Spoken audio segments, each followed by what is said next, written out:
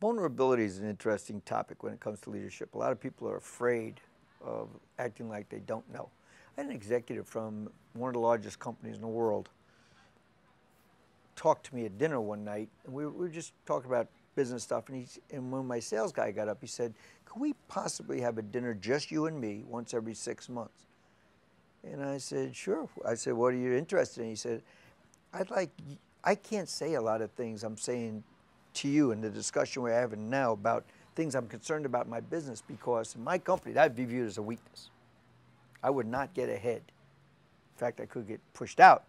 He said, "But it would be so helpful to have someone who's not in the weeds with me."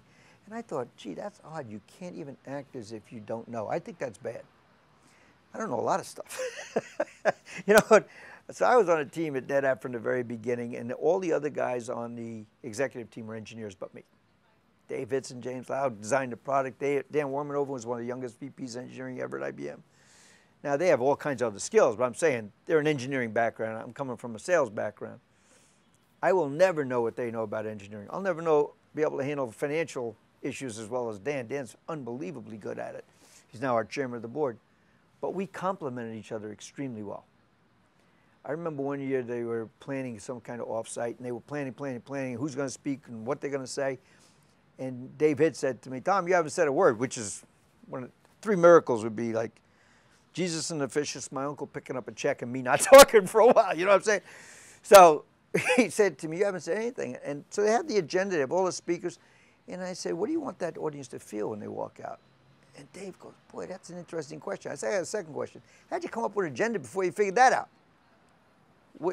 At the end of a meeting, you should have people feeling a certain way. At the end of day one, they're going to feel a little unsure. At the end of day two, they're going to feel passionate up.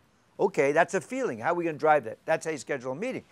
My point is, I have a skill set that's aimed toward people, and it's aimed toward trying to lift people to aspire to things they didn't think they could do and have them go get it done.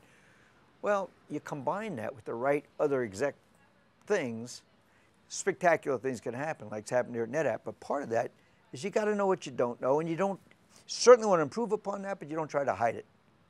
I think being vulnerable, you know, we talk a lot about social media. We have chatted recently about social media. I think one of the reasons executives don't get on it is they're afraid to look stupid. You know, if I say something that people think is not correct, that's how it goes. I'm doing my best. I'm just a normal guy. You know, when people say to me, "You are a very normal guy," that's one of the great compliments anybody can ever say. I don't want to be anything but a normal guy. I'm not anything but a normal guy. I am fortunate.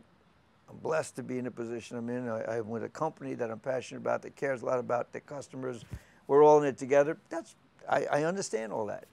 At the end of the day, I'm no better than anybody else trying to do the right things. Being vulnerable is part of the deal.